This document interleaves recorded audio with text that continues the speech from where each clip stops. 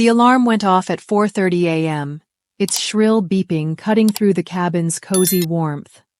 I reached over to silence it, groaning as I swung my legs over the edge of the couch where I'd slept. Upstairs, I heard Helga stirring. "Time to get moving," I called up to her. "Already?" Her voice was muffled, heavy with sleep. "Dear, don't wait for us to sleep in," I replied, stoking the wood stove to chase away the early morning chill. 15 minutes later, Helga came downstairs in a thick flannel shirt, jeans, and a puffy jacket that looked a size too big. Her hair was tucked under a knit beanie, and she carried her boots in one hand. She looked ready, though a little bleary-eyed. "I made coffee," I said, nodding toward the thermos on the counter. "Bless you," she muttered, pouring herself a cup and sipping it carefully.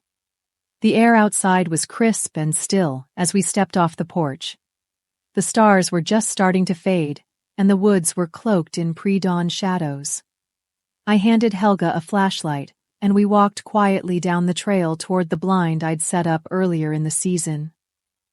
"This is peaceful," she whispered, her breath visible in the cold air.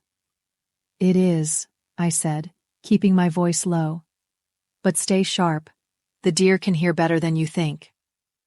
The blind was a simple setup, a small camouflaged tent with 2 folding chairs and just enough room for both of us.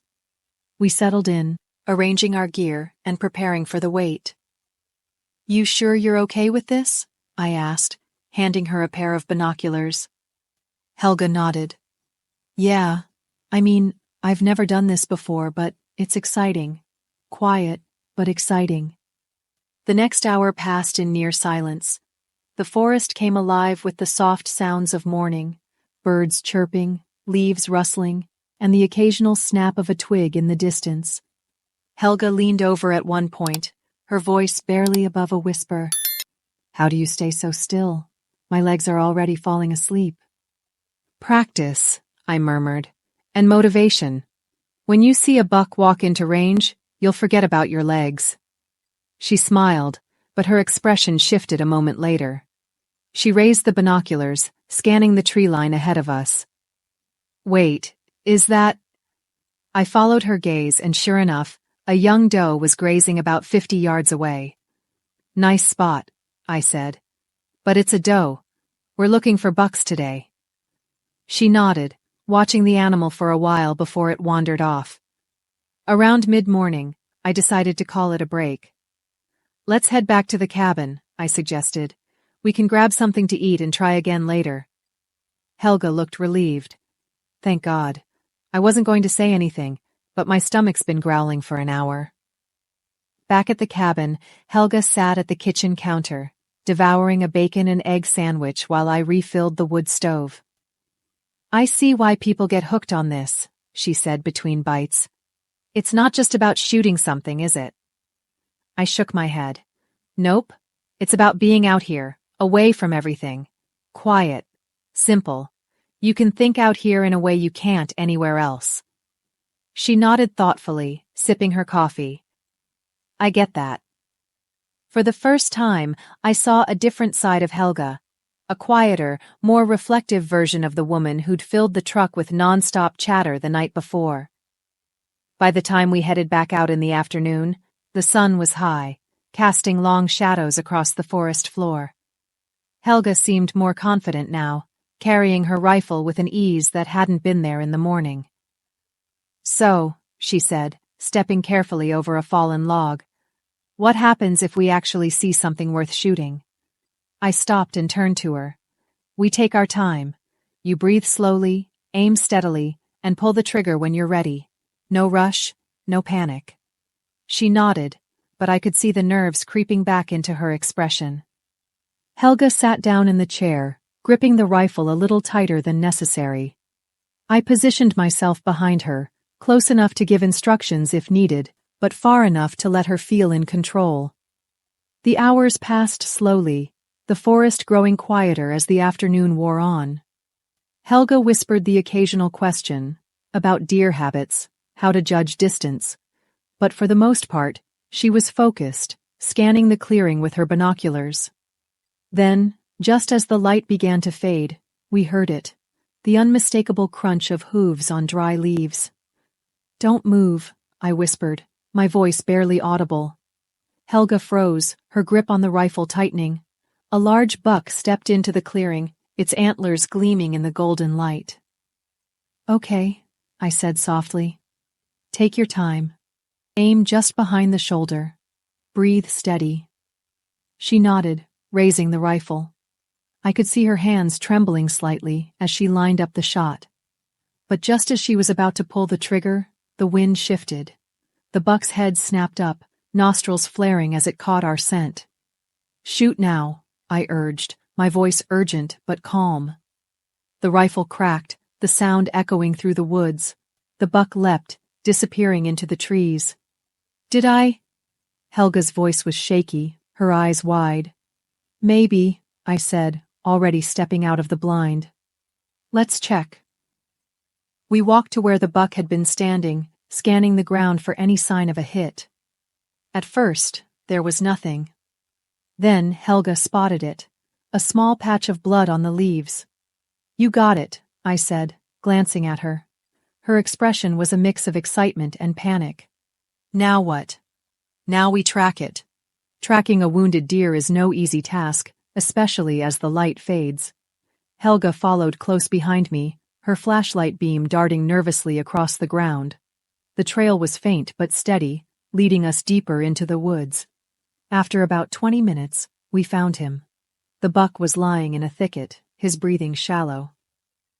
"This is the hard part," I said quietly, handing her the rifle. Helga hesitated, her hands trembling. "I don't know if I can." "You can," I said firmly. "This is part of hunting. It's about respect. You don't let the animal suffer." She nodded, tears brimming in her eyes as she raised the rifle. The second shot was quick and clean. When it was over, Helga sat down on a nearby log, her face pale. "That was harder than I thought it'd be." "It always is," I said, sitting next to her. "But you did the right thing."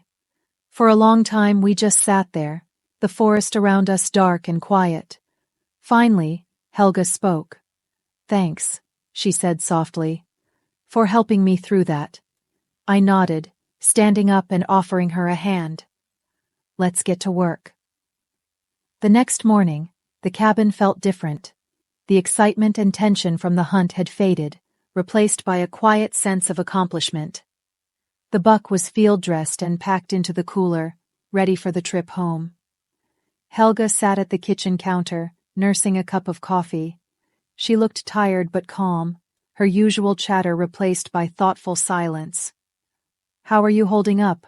I asked, leaning against the counter. She shrugged, giving me a small smile. "Better than I thought I would. I mean, I'm still kind of processing everything, but it feels good. Like I did something real, you know?" I nodded. "That's hunting. It's not just about the shot. It's about everything that comes with it.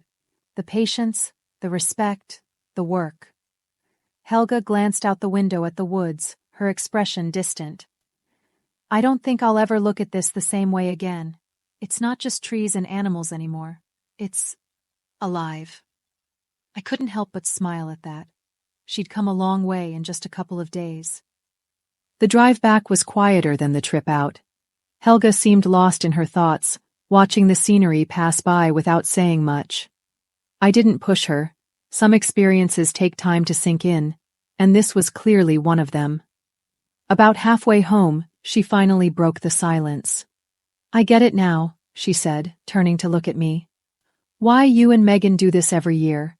It's not just about getting away, it's about being part of something bigger, something simple and real." "Yeah," I said, keeping my eyes on the road. "That's a good way to put it." She was quiet again for a while, then added, "Thanks for letting me tag along. I know it wasn't exactly what you had planned." I shook my head. "It wasn't, but it worked out. You did great out there." Helga smiled, and for the first time since we left the cabin, she looked genuinely at peace. When we pulled into her driveway, Helga hesitated before getting out. "You know," she said, gripping the door handle. This weekend was the first time in a long time I felt like myself, like I wasn't just someone's ex or someone's problem to solve. You're not, I said simply. She gave me a long look, then nodded. Thanks, really. I helped her unload her gear, and we said our goodbyes. As I drove away, I couldn't help but think about how much had changed over the weekend. Not just for her, but for me too. Back home, Megan was waiting for me on the porch, a warm smile on her face. How was it? She asked, wrapping her arms around me. It was different, I admitted. But good. She laughed. Helga didn't drive you completely crazy? Not at all, I said, surprising even myself. She's stronger than I gave her credit for. Megan raised an eyebrow, but didn't press further. Well, I'm glad it worked out. As we went inside, I thought back to the woods, the quiet mornings, and the look on Helga's face when she took her first shot. It wasn't the trip I'd planned, but it was one I'd never forget.